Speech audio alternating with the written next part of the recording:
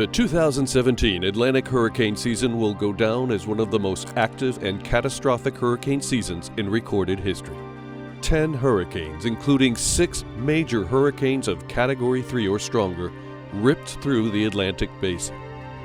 However, 3 of the season's major hurricanes, Harvey, Irma, and Maria, led to most of the death and destruction. In Texas, Florida, the Virgin Islands, and Puerto Rico. In fact, in January of 2018, the National Oceanic and Atmospheric Administration, or NOAA, announced that Harvey, Irma, and Maria now rank as 3 of the 5 costliest hurricanes in U.S. history, along with Katrina and Superstorm Sandy. As extraordinary as these 3 storms were, just as impressive were the maritime relief efforts in support of the Federal Emergency Management Agency, or FEMA. These efforts were led by the Department of Transportation's Maritime Administration, or MARAD, headquartered in Washington, D.C., through deployment of MARAD vessels from its Ready Reserve Force, or RRF, in cooperation with the United States Transportation Command, or TRANSCOM. FEMA was also supported with quick, cost-effective, and efficient response from the domestic U.S. flag maritime industry, especially in Puerto Rico and the Virgin Islands. Rear Admiral Mark Busby, United States Navy retired, Maritime Administrator, describes MARAD's capabilities. We maintain 46 ships, the Ready Reserve Force, in a 5 or 10-day readiness for sea. We exercise those on a fairly regular basis with TRANSCOM, activating those ships and crewing them up and making sure they're ready to go. So we take that mission very, very seriously. It's a national security mission. We're the only agency really within Department of Transportation that has a national security mission. And as I say, we take that extremely seriously, and as do our mariners who man those ships. They take it extremely seriously. And when we get into a situation where we have a natural disaster or our own countrymen that we're helping, even more so. So it's very heartening to know you were sailing with such great Americans. The timeline for the development of this unprecedented series of 3 major hurricanes overlapped with the planning for this extraordinary response effort to activate and deploy federal assets for hurricane relief. After developing in the Caribbean on August 17, Harvey had weakened to a tropical wave by August 20, moving west across Yucatan, then rapidly intensifying in the Gulf of Mexico to a Category 4 hurricane by its August 25th landfall at San Jose Island, Texas, dumping 50 inches of rain near Houston. As Harvey began to develop into a major hurricane, MARAD officials were already in contact with FEMA to plan for a pre-scripted mission to support relief efforts in Texas. A turnkey process that relies on prior continuous communication between the agencies in preparation for any disaster. We work very closely with FEMA throughout the year, and every year we provide them with essentially a playbook which lays out the capabilities of all of our vessels, school ships and the RRF ships, berthing capacity, messing capacity, cargo capacity, ramp capacities, all of those sorts of things, where they are, so that FEMA has at least a going-in idea of the kind of things to ask for. Kevin Tokarski, MARAD Associate Administrator for Strategic Sealift, comments on the preparation for Harvey. Harvey was our first event. And actually, so we started looking at Hurricane Harvey very early, not only for what might happen to the coastline of Texas, but also what happens to our ships. As that storm made landfall, it had significant impact, obviously, with the amount of rain. It wasn't rain. It was like a fire hose dump of water. When you think about 50 inches of water dropping on a community. On September 1st, MARAD activated 2 National Defense Reserve Fleet vessels, the State University of New York Maritime College's training ship Empire State and the Massachusetts Maritime Academy's training ship Kennedy, for the pre-scripted FEMA mission to support Texas relief efforts. These ships received orders to sail within 10 days for the 4 to 5 day transit from the East Coast to Texas. MARAD also received notification from FEMA to activate the Texas Maritime Academy's training vessel General Rudder, already in port at Galveston, Texas. Combined, these 3 vessels were to provide housing, food, and water to over 1,200 first responders, thereby freeing up local hotel resources for displaced individuals. On September 6th, MARAD activated the RRF vessel SS Wright for a similar pre-scripted FEMA mission to support Harvey relief efforts, and the TS Kennedy departed for Texas. But on the same day, a new threat evolved as Hurricane Irma began to strike Caribbean islands as a Category 5 monster with 185-mile-per-hour winds. Irma's developing impact made it clear to MARAD and FEMA that they would have to be prepared for a change in plans with the ships they had deployed. Accordingly, after the Empire State departed for Texas on September 12th, it was rerouted on September 14th to head to Key West, Florida for Irma relief efforts. Meanwhile, the Wright also departed Philadelphia on September 12th. Destination, St. Thomas in the U.S. Virgin Islands, to respond to the extensive damage from Irma. After the Kennedy arrived at Ingleside, Texas on September 15th, and the Empire State arrived in Key West on September 17th, both ships began to house and support first responders as a new challenge materialized: Hurricane Maria. By September 18th, this storm had undergone one of the most rapid intensifications ever measured to Category 5 as it began to bear down on the U.S. Virgin Islands and Puerto Rico. With Maria landfall imminent and the damage from Irma already done, the Kennedy and the Empire State were redirected to set sail for the Caribbean on September 20th and September 24th, respectively. During the transit, FEMA and MARAD learned of Maria's devastation of Puerto Rico. The relief effort took a new turn, and both ships were diverted to San Juan to arrive on or before October 1st. Meanwhile, Maria's track forced the Wright to reposition out of harm's way, along with other U.S. Navy ships supporting the hurricane relief efforts, before stopping briefly in San Juan, Puerto Rico, to offload water and other cargo, and finally arriving in St. Thomas, U.S. Virgin Islands, to house first responders and deliver a critically needed portable airport VHF omnidirectional range or VOR navigation system, so air travel could resume on St. Thomas as part of the relief effort.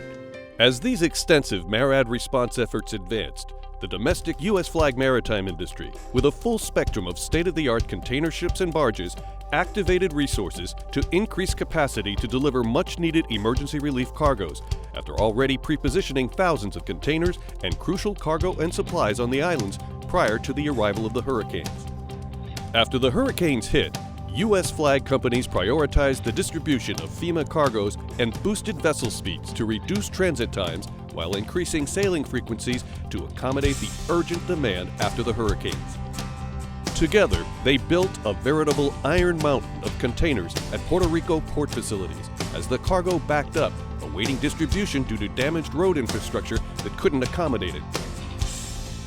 These companies worked to alleviate this stockpile by delivering hundreds of bucket trucks, vans, and other vehicles, 37,000 electric utility poles, in addition to vitally needed supplies for communications and energy companies. By November 16th, these vessels had delivered more than 36,000 containers, with millions of pounds of commercial and relief cargo to Puerto Rico alone.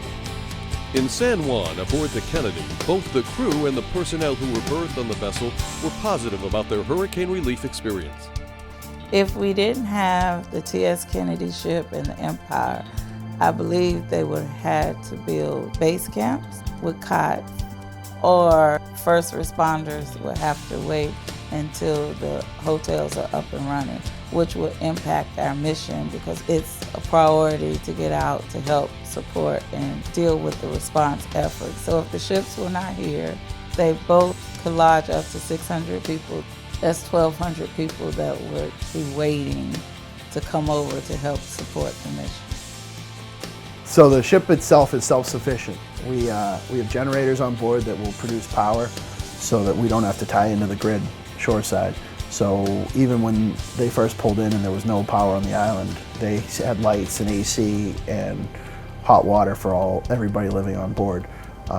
Same with water. We have the ability to make our own water on board, which allows us to be completely independent. When the water system, when they first got here, was contaminated, they had drinking water and water to shower with for everybody on board. I love every single person I meet because I know how hard they work. Like, there's some people here who work themselves to death. So he gives to my heart. He goes to my heart. Because I'm from here, after all, and they're helping my people. 100% I would sign up for this again. I sat in the convention center for 2 days helping people, and I think it's an important job, but the second they offered, they said, hey, would anyone like to volunteer for the ship? And my hand went straight in the air, and knowing what I know now, I would 100% volunteer the same way all over again, and I would do the same for being a surge capacity volunteer. They've had a great attitude coming down here. Everybody knows that our purpose is to help out the local people and whatever we can. President Trump came down to visit Puerto Rico, and his advance team came on board, and we housed them for the first couple weeks of the stay here in San Juan. It was a nice opportunity because they had the opportunity to go meet President Trump. Those who executed the hurricane relief effort from leadership positions across the participating federal agencies articulated the MARAD value proposition in support of their mission. U.S. Transcom and the 140,000 people that are lined under the command do one thing that no other nation has. We give the President options. Those options say that we can provide you an immediate force anywhere on the planet tonight, or we can bring that decisive force, which is maritime, and we can bring it to make a decisive effect. And without MARAD, none of those are possible. And we can bring a friendly hand, or we can bring a fist. And all of that has a lot of people at MARAD involved. So what started out as a simple, small incident quickly compounded into a larger incident. And through MARAD's great teamwork and innovation, through not only its internal partnerships with other federal agencies, but also the partnerships with the external commercial industry, we were able to come up with some pretty innovative solutions and help tackle these things head on and help respond to this incident. So thanks to the partnership between MARAD and FEMA, there was pre-scripted mission assignments in place prior to the landfall of any of these hurricanes. It was really the dedicated people of MARAD supporting us in Harvey, Irma, and Maria, so Texas, Florida, and Puerto Rico.